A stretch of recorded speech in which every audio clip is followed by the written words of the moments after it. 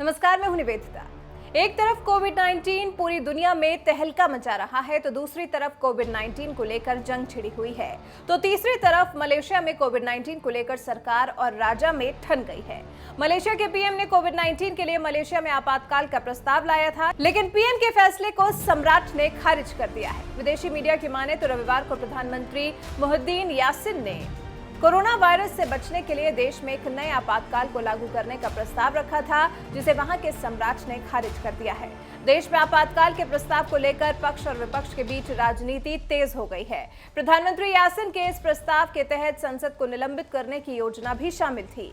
आलोचकों का कहना है कि चुनौतियों से निपटने के लिए प्रधानमंत्री ने अलोकतांत्रिक तरीकों का इस्तेमाल किया है। उधर प्रधानमंत्री यासीन ने सोमवार को कैबिनेट की आपात बैठक बुलाई। इस बैठक में यासीन सम्राट के अनुरोध पर चर्चा करेंगे। यहां पर जानकारी देते चलें कि शुक्रवार को प्रधानमंत्री यासीन ने सम्राट से मुलाकात की थी। हालांकि इस मुलाकात के बाद प्रधानमंत्री यासीन ने चुप्पी साध ली थी और कोई सार्वजनिक बयान नहीं दिया था। रविवार को सम्राट ने शाही परिवार के अन्य सदस्यों से परामर्श के बाद अपना बयान जारी किया।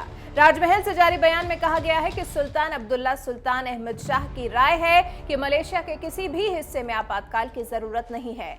सुल्तान अब्दुल्ला ने यासीन सरकार की तारीफ करते हुए कहा कि कोविड-19 के प्रसार को रोकने के लिए वो पूरी तरह से सक्षम है। सरकार ने कोरोना वायरस के प्रसार को बेहतर ढंग से रोका है। वहीं राजा और पीएम के बीच रस्साकशी को विपक्ष ने हथियार बना लिया है और अब धड़ाधड़ बयान देकर सरकार को घेर रहे हैं। यूनाइटेड मलय नेशनल ऑर्गेनाइजेशन ने सरकार को घेरते हुए कहा है कि सम्राट ने प्रधानमंत्री यासीन की योजना को खारिज कर दिया है। ये प्रस्ताव देश को एक नए राजनीतिक संकट में डाल सकता था।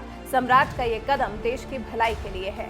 अब प्रधानमंत्री को अपना त्याग पत्र दे देना चाहिए। विपक्षी विधायक वोंगचेन ने कहा कि सम्राट ने प्रधानमंत्री के दुर्भावनापूर्ण प्रस्ताव को खारिज करके देश हित में काम किया है। उन्होंने भी पीएम के इस्तीफे की मांग की है। अब देखना होगा कि आगे मलेशिया में किस तरह घटनाक्रम बदलता है। ये तो आने वाले समय में पता चलेगा, लेकिन फिलहाल तो राजनीति गर्मा गई।